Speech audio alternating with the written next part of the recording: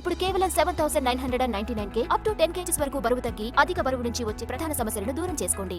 కల్కి సినిమాకు కూడా సీక్వెల్ ఉందా? ఒకవేళ ఉంటే ట్రైలర్ తో పాటే అనౌన్స్ చేస్తారా, లేదంటే హనుమాన్ మాదిరి క్లైమాక్స్ తర్వాత ఓపెన్ అవుతారా?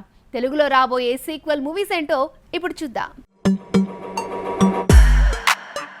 హనుమాన్ హిట్ అవుతుందన్న నమ్మకంతో పార్ట్ 2కు ప్లాన్ చేసి చివర్లో హనుమాన్ రాముడికి ఇచ్చిన మాట ఏంటన్న పాయింట్తో సీక్వెల్ పై ఇంట్రెస్ట్ క్రియేట్ చేశాడు ప్రశాంత్ వర్మ.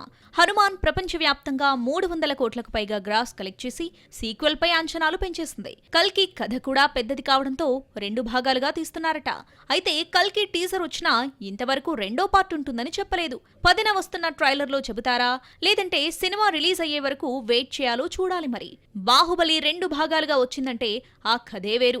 అంత పెద్ద కథను ఒక పార్టులో చెప్పలేక 2 పార్టులుగా తీశాడు రాజమౌళి. అయితే దేవర విషయంలో షూటింగ్ సగం పైగా పూర్తయిన తర్వాత కొరటాల సీక్వెల్ గురించి ఓపెన్ అయ్యాడు. రాసుకున్నప్పుడు పెద్ద కథ అని ఊహించలేకపోయాడు.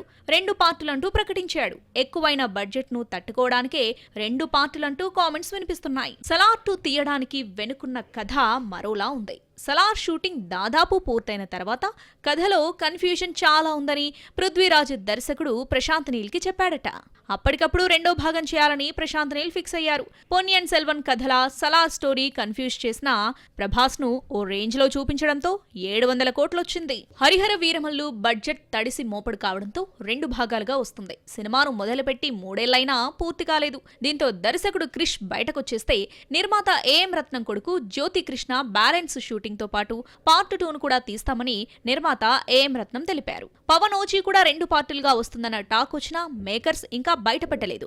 మారిన పవన్ రాజకీయ పరిస్థితుల రీత్యా ఓజీ సీక్వెల్ చేస్తాడా, లేదంటే ఒక పార్టుతోనే సరిపెడతారో చూడాలి. మరి Harihara Veeramallu first part result బట్టి సెకండ్ పార్ట్ తీయాలా వద్దా అని ఆలోచిస్తారు.